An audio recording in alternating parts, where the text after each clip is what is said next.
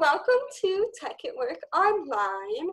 Today we'll be talking about bicycle mechanics with Meagan Rinier.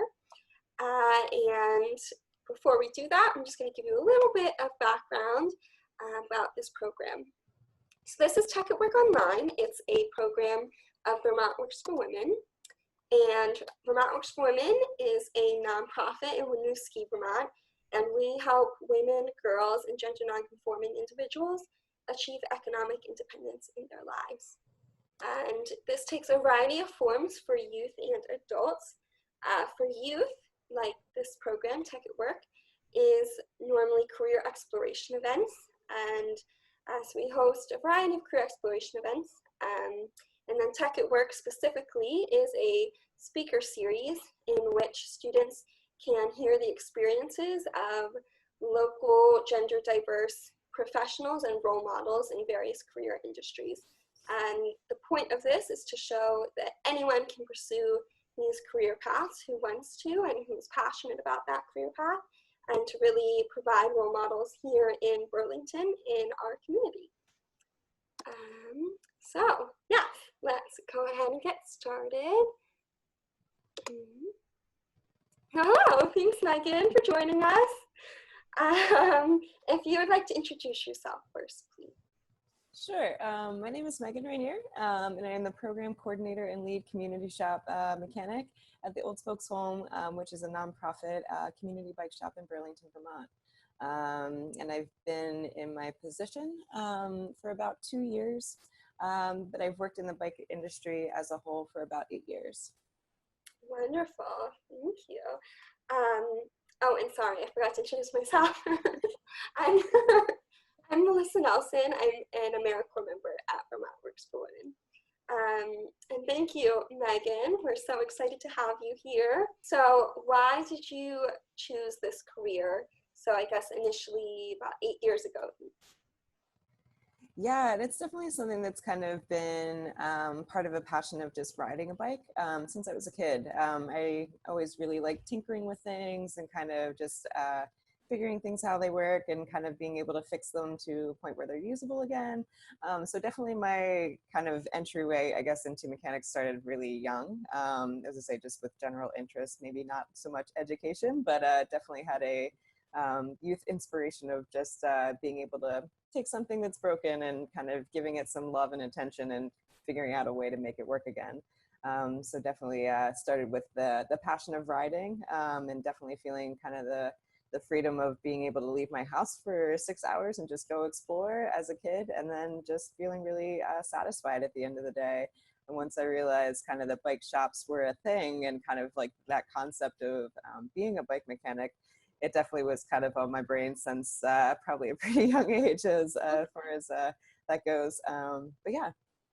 Okay, well that's exciting too, since this program is mostly for high schoolers. So oh, awesome. Kind of you getting that head start and thinking about it from a younger age is great news. So people can start finding their passion really at any time, but also now. Totally. Yes. Okay, so when did you know for sure that you wanted to pursue bicycle mechanics? I think I was actually probably when I was in early years of college. I definitely didn't fit the traditional academia structure personally. It just wasn't my favorite thing, and definitely thought there had to be another opportunity to kind of learn some really concrete skills, but really without investing into a 4-year university. So I ended up kind of leaving college with that frustration, and really just tried to kind of take some time to really kind of find a pathway to go where I really wanted to be. So I think not knowing how to kind of enter this world of the bike industry, which seemed very mysterious and not very easy to access at the time. And once I essentially found some opportunity through publications and different like bike magazines and stuff like that I was really interested in at the time. I started to see these things about bike mechanic school, and I was like, oh, I didn't even know that was a thing. And so just kind of that like entry point and acknowledging that there is a pathway to get where I wanted to go, because a lot of experience with just talking to shop owners and asking if hey, do you need a shop hand, or I'm looking to apprentice, I'm interested in kind of adopting this career or jumping right into the bike industry and not sure how to do it. And a lot of times the kind of pretty consistent answer I got was absolutely not, no way. Is to say you don't really know much about what you're doing. Like, why would we bring on somebody that doesn't know what they're doing? And so it was just a really kind of push and pull, trying to kind of find that first step. But once I kind of acknowledged that, oh, education might actually get me that first step to hopefully get hired at a shop to really begin kind of more of an experiential training. So yeah, I think it was kind of just that acknowledgement point of education is a very powerful thing, and it can really kind of get you places once you kind of figure out that pathway and that networking. Okay. So did you end up going back to school for bicycle mechanics? I did, yeah. There's only a couple schools in the country. There's one in Colorado called Barnett's, which does a very traditional kind of bike mechanic education. And at the time there were two. There's now only currently one out in Oregon, which is United Bicycle Institute, which is where I studied, and I obtained my professional mechanic certification, and got a little bit more of the kind of more traditional structured education on bike mechanics. So yeah, that was kind of where leaving kind of traditional academia and kind of entering kind of a more tech field was kind of where I decided to jump in. Mm-hmm. Mm-hmm. Okay, so we do a lot, or Vermont Works for Women does a lot of work with technical colleges in Vermont. So is the bicycle mechanics program a part of a technical college out in Oregon, or it's its own college specifically for bicycle mechanics? Yeah, as far as I know, both entities, both in Colorado and Oregon, are both their own entities. They're not tied into any other kind of tech school or program or anything like that, which is unfortunate because it's such a valuable thing. But yeah, so it is basically kind of how the schooling works is it's very specialized in a lot of different areas, and a lot of students will take kind of the full gambit from very entry level skills to all the way up to frame building, or you can kind of pick and choose kind of what specialties you really want to kind of dive into. Okay, okay, wonderful. Um, so what do you love most about your job? I really love working on bikes. I mean, I say every day is very, very different, especially in a nonprofit bike shop. There's a lot of hats to wear. There's everything from kind of the programming aspect of it, and as far as what, as I say, instructing volunteers and kind of learning to coordinate efforts into kind of what makes sense for the nonprofit side of the shop and how to keep that functioning, and as I say, people involved that really want to learn and kind of grow their skills through help servicing bikes for individuals as part of our Everybody Bikes program, which is our low-income Vermonter transportation program. So kind of handling that inside with also a very retail focused side of the shop, which is very just kind of typical bike shop. If you walk in, there's bikes on display for sale. We do harness new and used because we like to kind of take the recycling aspect very seriously and kind of try to reduce waste as much as we can, because the bike industry is pretty wasteful. So it's a lot of recycling, it's a lot of volunteer management, but I think the core of it that really kind of draws me in is taking something that's kind of really rough around the edges and really kind of polishing it up. It really does take a really wide dynamic range of skill sets, from kind of the more technical mechanical side of it, for kind of getting the bearing systems adjusted, the cables and housing systems maintained and reestablished, to also the aesthetic and kind of creative side. You have to make a bike that looks really fun to ride or comfortable at the very least, and also just kind of creating problem solving as you go. The great thing about working at Old Spokes is we see a lot of different range and styles of bicycles, both in vintage and age, as well as different levels of technology. So you really get a taste of everything, which is a constant learning experience. There's always stuff I don't know, which I love. I love coming across something that I've never seen before or something really unique. And just really kind of figuring it out, and also being able to put something back in the world that's useful for somebody. It's very rewarding. Mhm, mhm. That's wonderful. I'm glad you like so many aspects of your job. That's a really good sign that this is a perfect career for you. Yeah, and it's so different. I mean, in any shop you go into, it all everything has a feel. As I say, there's, let's say I actually started working in the bike industry out in Portland, Oregon, after I finished schooling, Mhm, with in conjunction to volunteering at a nonprofit in Portland called the Community Cycling Center. So it was a really nice taste of both, working for a for-profit or a sole proprietor shop. Um, and then also just kind of getting my hands dirty at a local nonprofit, kind of assisting bikes to families of low income and youth around the holidays is kind of their year-long effort. And it's just such a dynamic industry. There's so many different ways you can get involved, and there's so many different opportunities and styles of work you can really get into, which is the cool part. mhm. That's great. That's really great. I'm glad to hear there are so many avenues to get involved with it, and um, I had I didn't realize there were so many, like the combination of a nonprofit and the retail shop. So that's really exciting to hear that there's Old Spokes Home here in Burlington, and then also out in Oregon, you were able to gain that same experience. Mm-hmm. Absolutely, yeah. Okay, so I guess the flip side of what you love most though about your job, what are the biggest challenges you face in your job? Yeah, so I would say this is kind of goes two-handed. I think with also wearing a lot of hats in my day-to-day job as of current.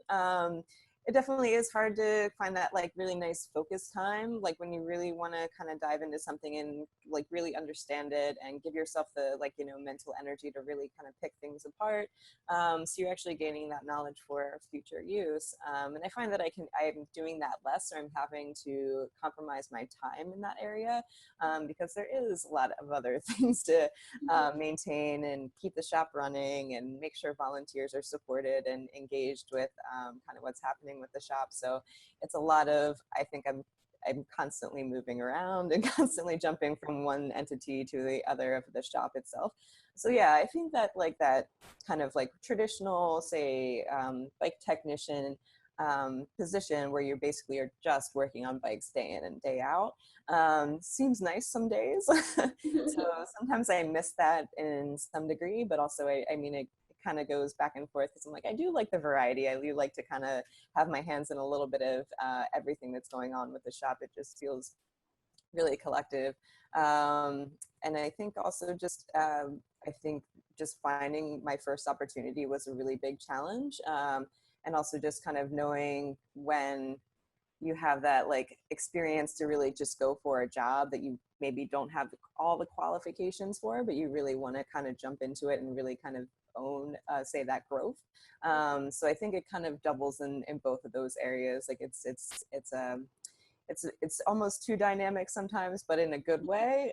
But also sometimes you just want that quiet space to really kind of dive into a project and have your full attention on it, which just seems hard, especially this time of year when it's really nice out and everybody's looking to get their bike fixed. So it's busy. Okay, okay. Once you did go back to school, did you find there was more challenges to first getting that experience, or that helped pave the way and made it easier for you to get involved? Yeah, I would say I was very lucky. A lot of times, I mean, getting your certification doesn't necessarily mean you're going to get the job you want. So I got pretty lucky. As I say, I definitely really tried really hard to network really intentionally to kind of find some shops that resonated with what I was looking to kind of move into, and create relationships and really try to get in a different way, knowing that my just fresh out of school and maybe not the most experienced. So I think that was like one helpful tool that really kind of kept me going come on my career pathway to where I am today. It definitely helped. It definitely gave me a lot of knowledge that I didn't have before. About bike mechanics and industry related, say, topics as well. So it was a really good launching point. But I would say that probably the first 3 or 4 years of working in the bike industry, it was really hard. And just finding like a comfortable place, like where I really wanted to invest myself, took a while. But every step of the way, despite it not being the most pleasant, it definitely led me to somewhere I really was destined to go and really wanted to go. So working in a nonprofit bike shop where I'm able to use my skills to teach others and help the community was always really important to me. And it was a kind of nice stretch away from kind of more for-profit shops and kind of industry, kind of manufacturing work. As I say, it was definitely enriching, as I say, but yeah, I think it was really a matter of kind of trying to think about getting a job more dynamically than just submitting an application. So it definitely was the first time in my life where I felt like that was something that I had to overcome, as also just gain more knowledge on how to do it. Yeah, it was an interesting experience. And I find now even just any growth that I'm kind of looking to go forward, or when we're looking at potential candidates to come into the shop, it definitely lends a really interesting perspective to kind of look at different things versus your traditional cut and dry resume. So, yeah, so it's cool. Okay, all right. So what do you do on a day-to-day basis? What does a typical day at work look like for you? Sweet. With leading the community shop and kind of being the front runner and lead of all the like nonprofit programming at Old Spokes Home, essentially my day starts a little bit earlier than the shop opens. I'm usually responsible kind of getting the business open, so kind of opening the point of sale, getting the kind of sales floor where the bikes are stored for shopping purposes, or at least displayed nicely and presentable and are easy to kind of look at. So kind of the aesthetics of it. So a lot of preparatory work kind of with the start of the day. And then I like to kind of team up with the other the managers at the shop to kind of see what's on the task list as far as service.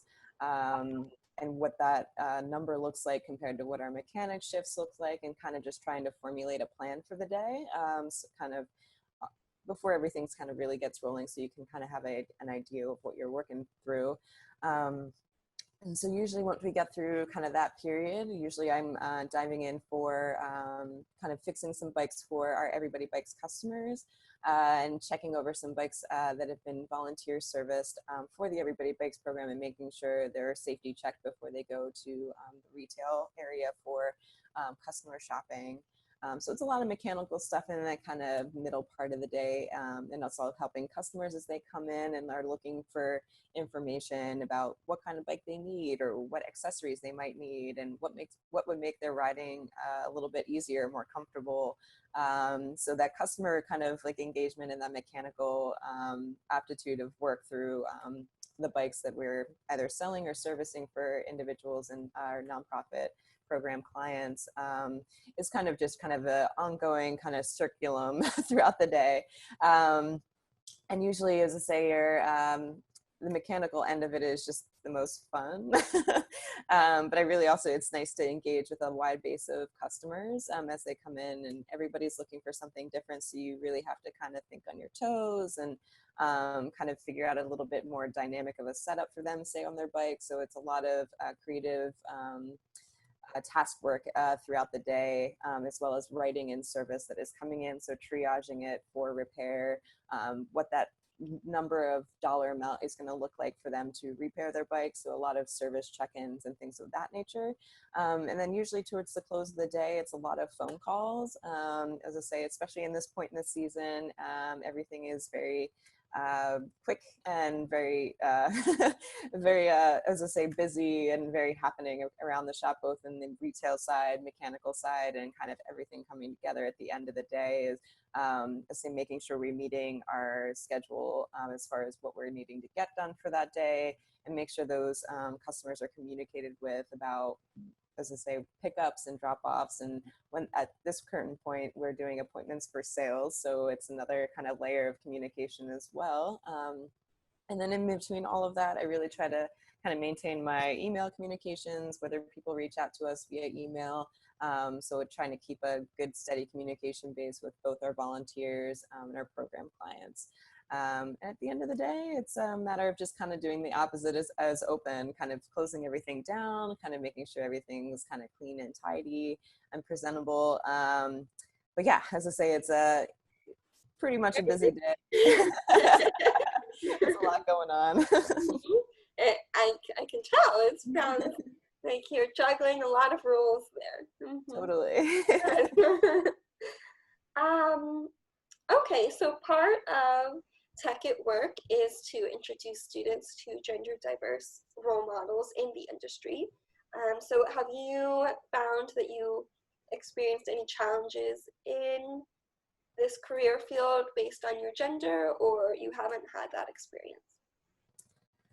I would have to say and I can definitely with other female identifying individuals that I work with currently, which I feel pretty lucky. Most shops that I've worked for previous to now have been mostly all man dominated. I'm usually the only woman working in the shop at the time. So right now is actually a pretty lucky instance where we have a bunch of really awesomely skilled women mechanics that are doing some really great things, both with the nonprofit side as well as just for the daily kind of business, running maintenance and running service and things of that nature. So that's really refreshing because that's really not super common. Especially for a lot of sole proprietor shops. For some reason, it definitely seems to be more of a trend to be very male-centric as far as their staff base. So yeah, and I think that was kind of a part of a challenge to initially be hired. As I say, it definitely was, it didn't seem like the typical fit for a female to be, which seems crazy. But at the same time, it was also kind of on the lines of like, well, if you say I can't do it, then I'm going to try harder and do it anyway, which is not a mentality that I thought would come hand in hand. But as I say, it is, there was a little bit of grit that really kind of, you needed to kind of push through kind of that initial, I guess, sexism to what the industry kind of represents themselves as, of just kind of a broad base. So I definitely wanted to be that individual to kind of come through and show my professionalism and represent myself through my skill sets, and not necessarily be the only female that works there, but also be a really powerful female that has a lot of skills and can hold a management role. And that can be a really mover and shaker in whatever the business is needing at the time, which is pretty cool, but definitely took a minute to get there. Okay. Well, thank you for sharing your experience. I think it's good to hear what it's actually like to be in this career field. Definitely. Yes, and hopefully it sounds like maybe a few more women are getting involved in the career field, so that's exciting news, especially if local students want that experience. Absolutely. And there's such a movement right now. I mean, with all the Black Lives Matter protests, it's a very equal representation, I think, through the bicycle industry as a whole. They're really trying to have greater representation with minorities, Black individuals, and also women. And there was a coalition started called the WTF Bike Explorers, and they really are trying to foundationize kind of a broader representation of individuals throughout the bike industry. And essentially the businesses can really subscribe to what they call their bike industry pledge, which is kind of mandate that they're pushing forward and having greater intentions of broader base hiring and how they run their business and inclusion. So it's a really wonderful movement, and I'm stoked to be part of the bike industry kind of while all this is happening. It's really refreshing, and it's a really big breath of fresh air. Right, that is very exciting. Yeah, it's awesome. Wonderful. Is that movement a nationwide initiative? Okay. It is, yeah. It started as a collective, and it was kind of a more of an event based to kind of just bring female identifying people together, women, trans, and femme communities alike, as I say, who are very drastically underrepresented in the bike industry, together for basically a big event where there was information sharing, both technical related to also experience related, with you're looking to like tour by bike and how to do it better, and kind of going to dig a little deeper into the issues that really aren't heard about. So that was kind of its start at the core, and it's definitely been on my radar. I haven't been directly involved personally, but it's just been nice to have that resource. They definitely are very broadly educating kind of the populace on what's out there and what's changing, and kind of what business owners should demand, as I say, as far as how they are pushing their business forward, and different expectations to have different representations throughout their business versus kind of keeping things the norm and super male dominated. So yeah, it's a pretty cool thing. Right. Wonderful. Okay, and last question, just to wrap it up. Do you have any advice for the students who will be watching this? Absolutely. Yeah, I've definitely gone through a lot of different areas of the industry, and it's, as I say, it's such a broad-based field where you can get really specific with where you want to enter and how you want to like learn. So I think they're like, take it every advantage you can. As I say, local nonprofits, as I say, and just nonprofit bike shops are popping up all over the country, and it's a really great thing to see, because it's more of the empowerment model versus the just making kind of dollars and cents for a business.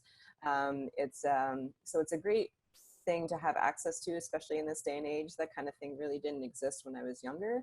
So, and that's really kind of where I kind of cut my teeth as a bike mechanic, is just getting my hands on some tools, working with other volunteers, getting every little bit of knowledge that I can just from those experiences has really taken me so far. I mean, even if I didn't necessarily attend traditional schooling for bike maintenance, as I say, it definitely is a great launching point. It's just to get connected with those nonprofits, see how you can help. And a lot of times there's just very open-ended volunteer opportunities where you can try out the job, essentially. You can get your hands on some tools, you can work on some bikes, and you can also usually get a really solid education for basic maintenance and things of that nature. So yeah, I would definitely recommend that. I also recommend schooling is great. As I say, if you are coming from a very, when I went to United Bicycle Institute, I didn't have a great knowledge base on bike mechanics, so that really laid a very substantial foundation. It really definitely gave me a little piece of paper that says I was a certified bike mechanic, and that might have gotten me through some doors where I wouldn't have otherwise. So it is a great opportunity to kind of invest in that education. As I say, it definitely has served me very well. Even, I say, day in and day out, I'm constantly referring to the knowledge I gained in my schooling, which I never really felt about my more four-year college structured education. So it was a really refreshing kind of resource to have. So I would say just, yeah, get involved and yeah, try it. As I say, there's no harm in giving something new a whirl. And yeah, working with tools is actually really fun. And I mean, I leave work every day with a lot of dirt under my fingernails, but it's a really satisfying job to know that you're helping people propel their lives forward with just the simple tool of a bicycle. So it's pretty cool. It's very gratifying. Thank you. That was excellent advice. Thank you so much for sharing. Okay, so just last thing, if you are watching this with your school or something like that, we have compiled a few discussion questions. If you would like to think about these topics further or discuss or anything like that. All right, so here are a few discussion questions that you can think about if you'd like to further explore this topic. And these are suggested discussion questions, so if you are watching this with your teacher and they have alternate questions, that is totally fine. Okay, thank you so much, Meagan. Oh, anytime.